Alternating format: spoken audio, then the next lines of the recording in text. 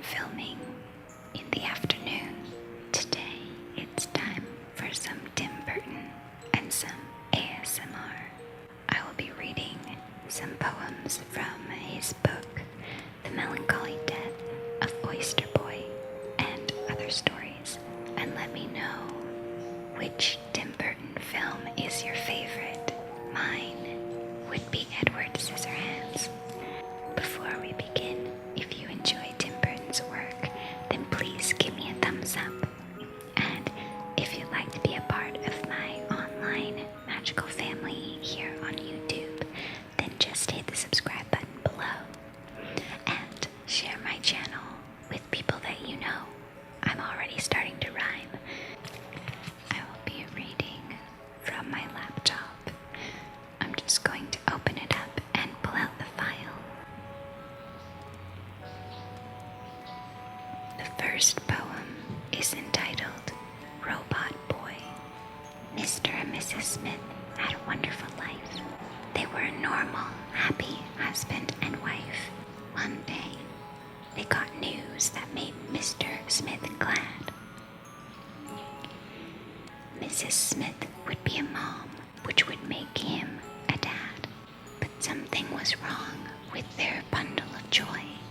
It wasn't human at all. It was a robot boy. He wasn't warm and cuddly, and he didn't have skin. Instead, there was a cold, thin layer of tin. There was wires and tubes sticking out of his head. He just laid there and stared, not living or dead. The only time he seemed alive at all was with a long extension cord plugged into the wall. Mr. Smith yelled at the doctor, "What have you done to my boy? He's not flesh and blood. He's aluminum alloy." The doctor said gently, "What I'm going to say will sound pretty wild, but you're not the father of this strange-looking child. You see, there still is some question about the child's gender, but we think that its father is a microwave blender." The Smiths' lives were now filled with misery and strife. Mrs. Smith hated her husband, and he hated his wife. He never forgave her unholy alliance, a sexual encounter with a kitchen appliance, and Robot Boy grew to be a young man, though he was often mistaken for a garbage can. The next poem is entitled Voodoo Girl. Her skin is white cloth, and she's all sewn apart, and she has many colored pins sticking out of her heart. She has a beautiful set of hypno-disc eyes, the ones that she uses to hypnotize guys. She has many different zombies who are deeply in her trance. She even has a zombie who was originally from France, but she knows she has a curse on her, a curse she cannot win. For if someone gets too close to her, the pins stick farther in. The next poem is entitled Mummy Boy. He wasn't soft and pink with a fat little tummy. He was hard and hollow, a little boy mummy. Tell us, please, doctor, the reason or cause why our little bundle of joy is just a bundle of gauze. My diagnosis, he said, for better or worse, is that your son is the result of an old pharaoh's curse.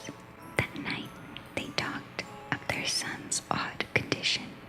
They called him a reject from an archaeological expedition. They thought of some complex scientific explanation, but assumed it was a simple supernatural reincarnation. With the other young tots, he only played twice. An ancient game of virgin sacrifice. But the kids ran away, saying, "You aren't very nice." Alone and rejected, Mummy Boy wept, then went to the cabinet where the snack food was kept. He wiped his wet sockets with his mummified sleeves and sat down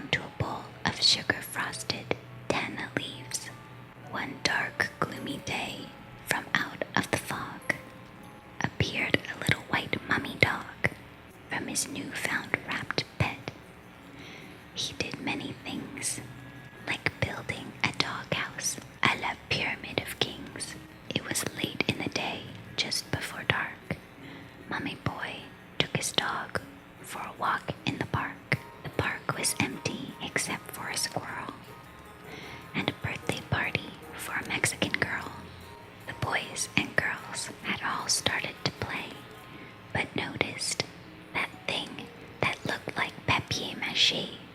"Look, it's a piñata," said one of the boys.